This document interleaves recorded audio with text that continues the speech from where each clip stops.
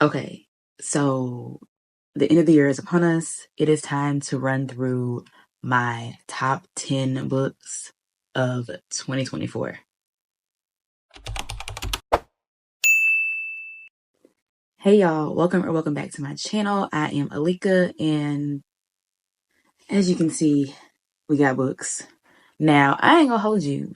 This is just like out of the physical books that I own on my shelf that are the top 10 of my 2024.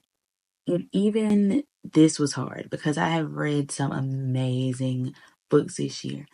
Also, I didn't really realize how long the year was because I was going back through my Goodreads and Storygraph and I was like, I read that this year? God dang, that was this year? Like, this year has been super long. So without further ado, we're going to go through this list. I'll tell y'all what my top book was because they're not stacked in any order right now. But we're going to talk about what I liked about each book and all the things. So, first up, we have Somebody's Wife by Robbie Renee. I ain't gonna hold you. I'm forever glad I got this cover because I like this cover better than the new cover. Not even gonna lie. But this wasn't my first Robbie Renee book, but the way that she wrote this story, chef's kiss top tier. I loved every minute of it. And I'm not really a fan of the cheating trope. Like, I don't too much dibble and dabble in that. But this one was really well done. Really well done. The way that Robbie Renee writes is almost in prose to me, but it's super beautiful. If you haven't read this one, definitely check it out. Next up is King Surrender by Aisha Bree. This book is so funny to me that it made it into my top 10 because I was ready for sis to skip this book in the series. Like, I was talking to her. I was like, can we skip this and get to The Last Sister? Because there hasn't been anything in this series that's really pulling me to her. But baby, when we got to Zara's book, oh my God. Like, I had to message Aisha. I was like, I'm so sorry for trying to skip this. I think this is going to be my favorite book in the series. And it absolutely was. Zara just, let me tell y'all, it's some grown people love in this book. Like, I mean, grown people love. Because y'all let his baby mama come and stay in his house because she had some stuff going on. And there were no issues, no cattiness, no bitterness, which we do see a lot. I ain't gonna hold you with baby mamas in books. But this is book, let me make sure. Yeah, 4 in a series. I would suggest reading the other books before you get to this one because one thing that Aisha did do with this series is like we see the characters grow and develop as we get to each of their books. So I would definitely suggest checking out the King's Dynasty series if you want to read this book. Next up, this book was so highly anticipated for me and it did not disappoint. I just knew it was going to eat down. I knew. And then there was Passion by Asia Monique. Listen, I am an Asia Monique stan. If Asia writes it, I'm going to read it. I'm probably going to buy it and put it on my shelf. I adored this book. It was so good. If you haven't read And Then Life Was Beautiful, which is one of the books that I reread the most, do that. It's talked about in my video, my most annotated books video. But this is book 2 to that. And one thing Asia knows she can do is write a family series, okay? And the Hansons are just, I love them. And June was everything. Definitely check this book out. Now, this was El Medeiros' debut this year. And when I say this don't read like no debut, sis came out the gate swinging, okay? This book, Kiva's Dream, this book touched my soul in ways I didn't know books could, okay? This one deals with PCOS and some self-realization stuff. It's a beautiful book. And look at the cover. Can we talk about the cover? Like, Aisha did her big one with this cover. The cover is gorgeous. And as you can see, I annotated it a little bit. And this is one where the male main character was really like, we go together. I don't care what you say. We go together real bad. Like, it is what it is. It's going to be what it's going to be. If you haven't checked this book out, I highly suggest it. This book, I want to say, is probably the second. Like, if I had to rate these from 1 to 10, this would be number 2. Because this book tore up my soul, okay? Like, I posted on Facebook that I was reading it, and everybody was like, "Girl, are you sure? Like, that book took me through it. Are you sure you want to read it?" And I was like, "Yeah, it's fine. I love a sad girl read. I do." Broken Clocks by Danielle Allen has forever shifted my life in ways that I never thought it could. I know I said that about a book touching my soul a little bit earlier, but this book, when I say I cried, now y'all know I'm gonna cry about a book, but this was different.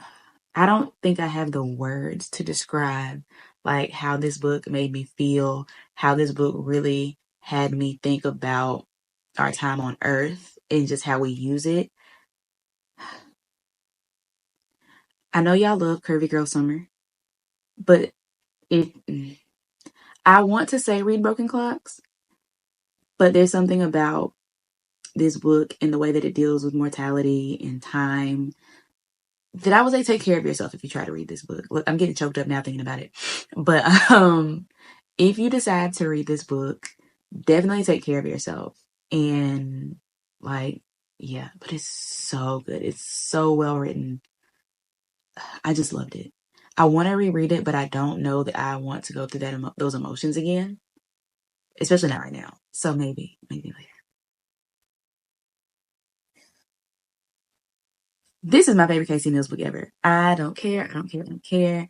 24/3 was amazing. I loved it. I was so distraught when I realized that we were not going to get the follow up to that until a while later. But this, if there's ever been a perfect follow up to a book, this is it. This book took the story of 24/3 and gave us the most complete ending that I feel like we could have ever gotten from Carter McKenna's story. Casey Mills really put her whole foot in this book. Like, this book just wrapped up their story so well. And getting to see the both of them, like, give and take and love and grow, top tier chef's kiss. I absolutely adored this book this year. Now, this next book is my favorite book of 2024.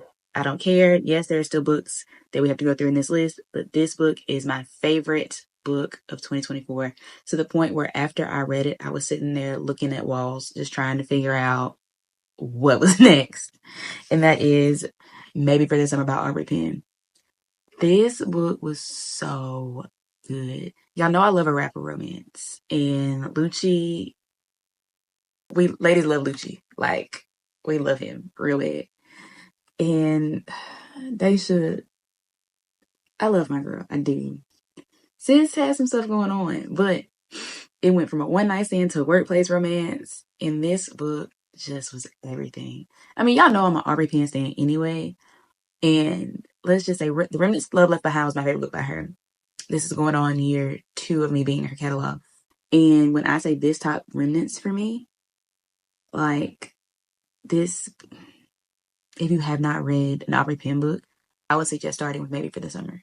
There are some characters that pop back up from her other books, but you don't have to have read the other books to read this one. Love this book down. Next, we have I Could Fall in Love by Kimberly Brown. Though She Be Little, Sis is Fierce. This book was everything. It is a marriage of convenience, which is my favorite trope by far. And there were just so many things. I cried real tears during this book too, just because all my good sis wanted was a family. Like, that's all she wanted. And she got one. And it was such a good book. Mitchell was really just trying to marry that lady so he could inherit his father's business. Turns out he ended up loving that lady. And y'all know we love a good my wife is going to eat every time. Every time. This is probably my favorite Kimberly Brown book ever. Yeah. Nah, second favorite. Barrel of a Player is still my favorite. This book was super good. Definitely check it out if you have not been in Kimberly Brown's catalog. Next up, there's a video about this book already, so I'm not going to say too much outside of the fact that your girl cried like I knew that I would. I'm glad that I read it. It was a beautifully written story, and we got to see Billy and Kobe just get back to that place of being happy and working through everything that they had to work through to get back to that, because they went through some real life stuff. And just seeing it on page just kind of, it pulled at my heartstrings. but this is book 2 in Dandridge Monroe's Desperado series, and I absolutely loved it. It was definitely worth every tear that I cried. And yeah, that I'm not gonna say too much more on this book, but I love it. And last but certainly not least was a new to me author. And baby, when I say this book did everything I needed it to do, Salvage My Soul. I've had this book in ebook for about a year, and I just couldn't ever bring myself to read it. I don't know what it was. I don't know. But I'm eternally grateful that I read it this year. It was amazing. This book does cover some heavy topics. So it's again one of those ones where I say take care of yourself before you read it. But well, even while you're reading it, after you're reading it, because there were like for a hot little minute, I couldn't figure out what I wanted to read next because it just is so good.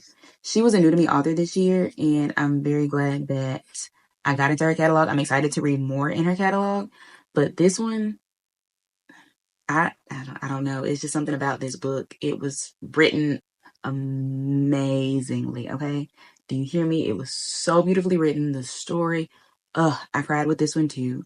But yeah, like amazing, top tier, loved it down. So yeah, those were my top 10 books of 2024. Let me know in the comments if you've read any of them, what your top 10 were, and y'all already know how this go. See you later. Bye.